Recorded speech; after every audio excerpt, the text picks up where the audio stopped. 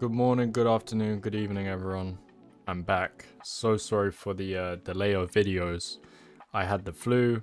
I just got back from Croatia. I went on a lovely holiday where I did the marathon, which is what we're going to be talking about in today's video. I'm going to go into the things that I learned from the marathon and what you guys may face during your marathons as well. So let's get started. Number one was the infamous wall that we all face.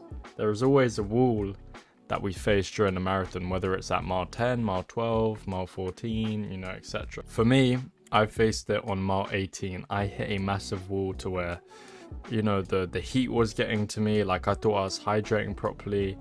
And then just like my body was fatigued and sore, and like I felt like I was gonna cramp up, and my oxygen was just depleting. But then I'm looking at my heart rate and I'm at like a 160 something, and it's like, well, if my heart rate's in a zone 2, like low zone 3, how am I facing this feeling? But it's really just a mental block. Towards the last couple of miles, I was just slowing down. I was at like a 12-minute pace, 11-minute mile, like 11-minute pace. And before that, I was doing like an 8:30, 9:30. Like I was flowing. I was in the zone. But then mile 18, I hit this wall, and I just couldn't push out of it. I just had to keep going. And then the last point, like 0.5, I was able to get an all-out sprinting. But it was a really tough thing to go through because it's something I've never faced before. And to be quite honest, I've never even done 18 miles before. I think the longest I ever ran beforehand was 16 miles. So it was definitely completely different from anything I've ever felt before. But goodness, am I glad to have done that. I feel great. I felt achieved. The soreness, I mean, afterwards it was pretty crazy, but I did have a jacuzzi out in Croatia where I was staying, so that was wonderful. That definitely helped. And yeah, man, just such a wonderful feeling to have been finished with that marathon. And I'm relieved because that was like 16 weeks, 20 weeks of prep. Beforehand, I had been injured for 2 months, so it was it was a steep challenge, but I'm happy I got it done.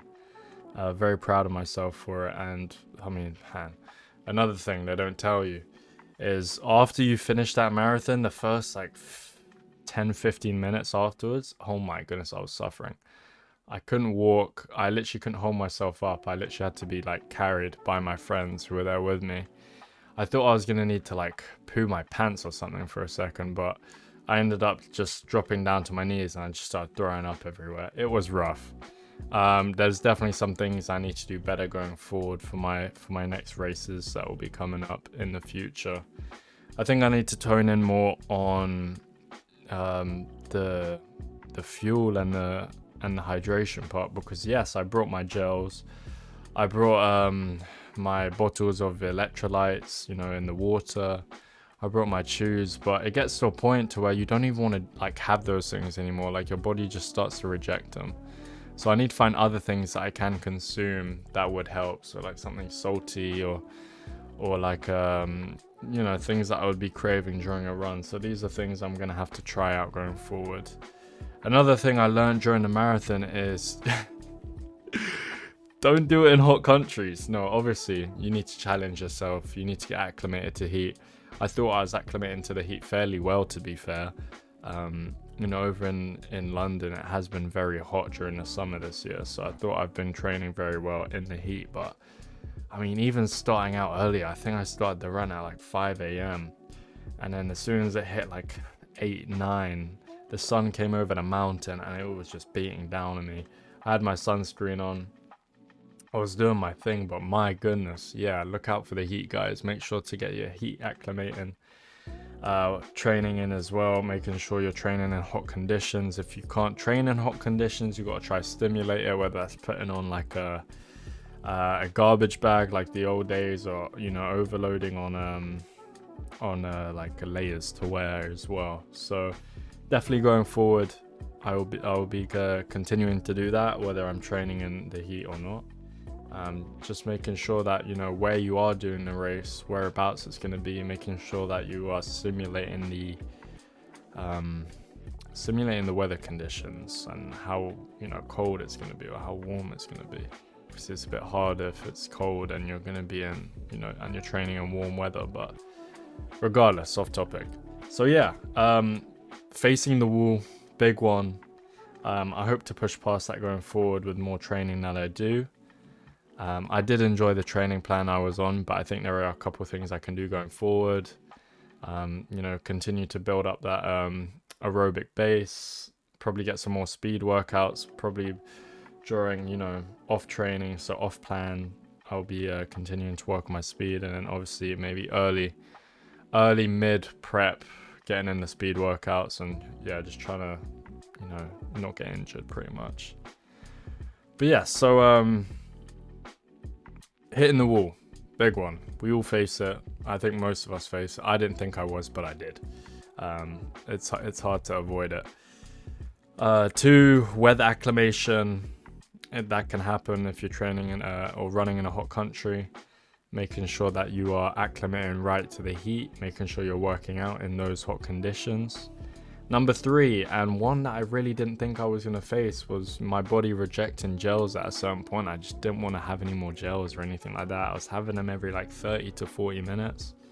But I got to a point where I just didn't want to have it anymore. So yeah, those are 3 big things. I think I'm missing one. But this video is kind of off script, if you can't tell.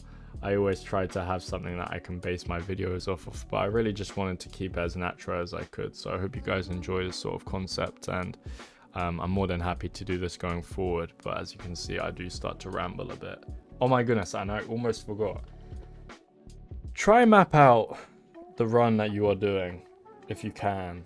Like, take a car and kind of see where it is, or at least make it like a course that's easy to run. For me, I was running alongside like a motorway, and it was so dodgy. I know it's quite common in like America and things to do stuff like that, but this was a really dodgy one, and it was kind of on a cliff like by the beach, but there was like 0 pavement. It was very thin. Like, I know with the motorway you have the lines and then you have some space behind the lines, but it was just barriers.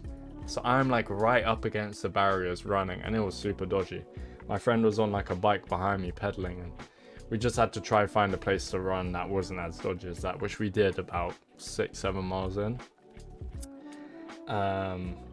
So yeah, that's another thing. If you guys can, you know, look at the thing you're doing beforehand, the race you're doing beforehand, that'd be lovely, because I didn't, and it definitely slowed me down. So yeah, a lot of things I have to do going forward, but I will keep you guys updated along the way.